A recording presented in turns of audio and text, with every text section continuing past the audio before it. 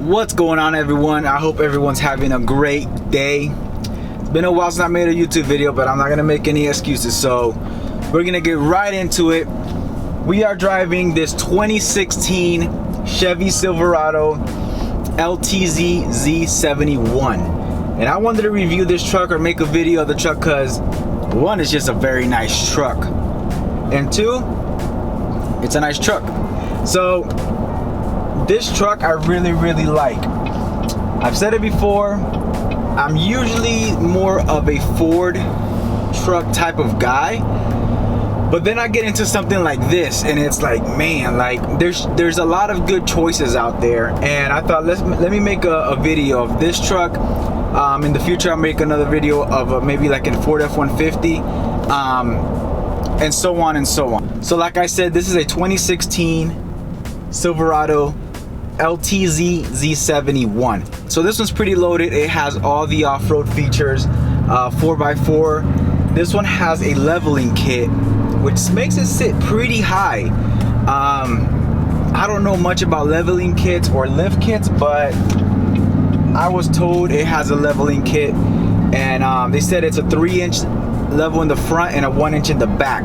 To me that sounds more like maybe a small lift kit, but to me it's the perfect height. Currently at the dealership, and for those of you that know or don't know, for my newest subscribers, now that I have many, but for my newest subscribers, I own a pre-owned dealership, and right now I have a 2011 Dodge Ram 2500 that has a pretty aggressive lift kit, 24-inch wheels, and I feel like this is pretty high as it is. I'm not a tall guy by any means. I'm 5'8", and I have to somewhat hop into this one. On a Dodge Ram, I really have to jump in. To me, that's a little excessive, but anyway, to each their own. That's a subjective opinion. Some people like their trucks lifted, some don't. They like the stock height, others like something like this where it's just a simple leveling kit. So the 2016 model year got a facelift to compete with all the other Ford, or to compete with all the trucks, not just Ford, but to compete with all the other trucks in the market. They rounded the front of the truck to make it look a bit wider. The hood on this truck is an aggressive looking hood from a driver's perspective, and even from when you're standing outside and looking at the truck, but it's something I noticed right off the bat. This truck, when you're driving, the hood just looks aggressive. The design of it, it makes you feel like you're driving something that's tough, and I like that. It's something small, something that most people would say, that doesn't matter. I'm not gonna pay extra for, you know, a nicer hood. I'm not gonna get the newer Chevy truck for a nicer hood, or whatever the case may be, whatever your argument may be. I like it. It looks aggressive, and if I was getting a truck, I would want that on my truck.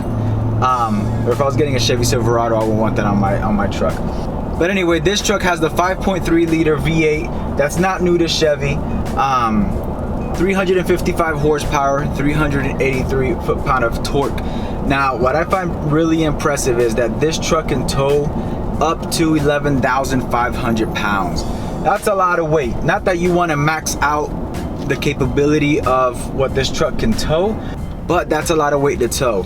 So more than capable of towing whatever you throw at it, unless you're, you know, have a commercial business or whatever the case may be where you tow very heavy, then you want to get into something bigger. But for the average person, 11,500 pounds of towing capability is more than enough. I like that about this. So this truck also gets about 16 miles city, 22 highway. It does have the 8-speed auto, which Chevy did do to try to get better gas mileage. It's a truck. You don't buy a truck for gas mileage. Yeah, you might try to get a truck that might get better gas mileage than another truck, but all in all, people don't buy trucks for their gas mileage. So the time that I've been driving this truck, and I'll actually check right now, let's see.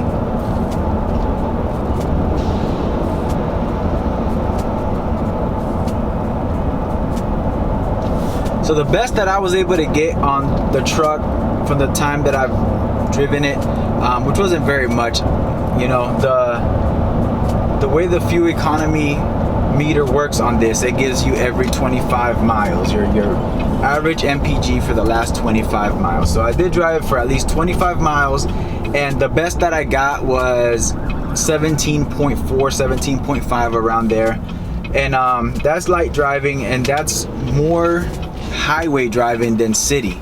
I work about 20 minutes from home. My dealership's about 20 minutes from my house. So it's highway driving, and I was still got 17.4, 17.5 miles to the gallon. And this truck also has what's called cylinder deactivation. So while you're cruising, it'll jump from 8 cylinders to 4.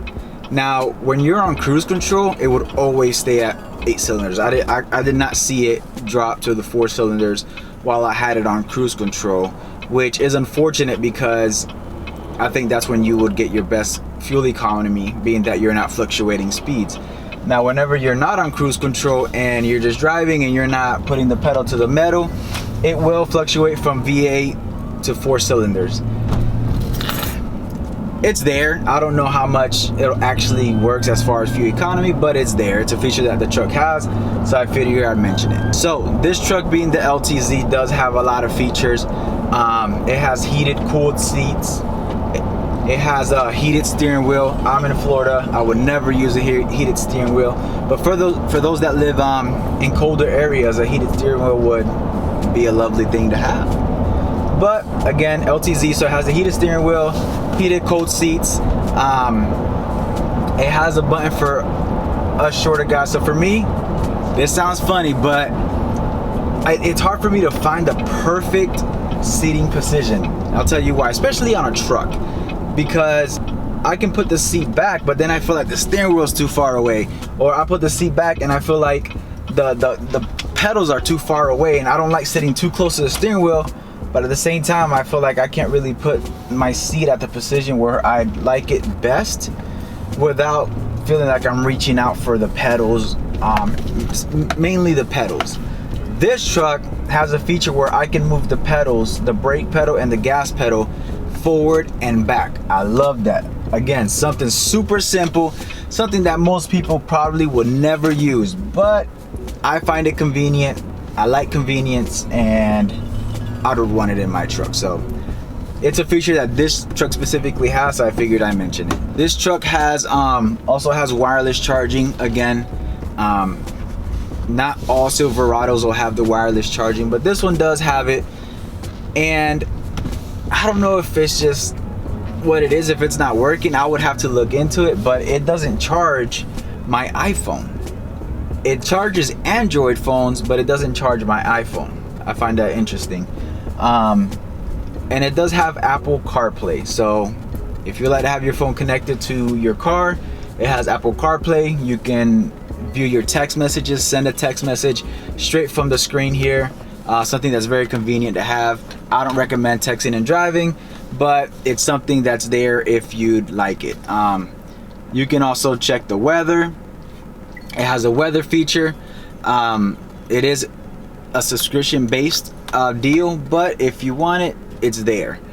That's not something I would pay. I could check the weather on my phone if I wanted to know what the weather was like. So just more features that the car does have. So this, all in all, this was just a quick video of the truck. I wanted to take it on a drive, bring you guys along with me, and let's just talk about the truck.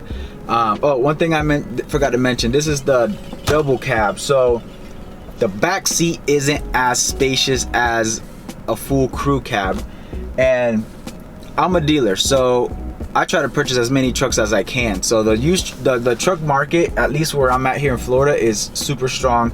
So I try to keep as many trucks on the lot as I can. When it comes to Silverados, Sierras, they have more double cabs, I feel like, available than crew cabs. I don't understand that. It might just be that I buy only from new car dealers, so it might just be that these dealers are keeping the crew cabs and selling the double. No, I'm just ranting at this point. But anyway, this has a double cab. If you need the more leg room, the bigger back, you definitely want the crew cab. But anyway, guys, just a quick video. Thank you guys for watching. Thank you for tuning back in. Don't forget to subscribe, hit that like button, and I'll catch you guys on the next one. And don't forget, be great.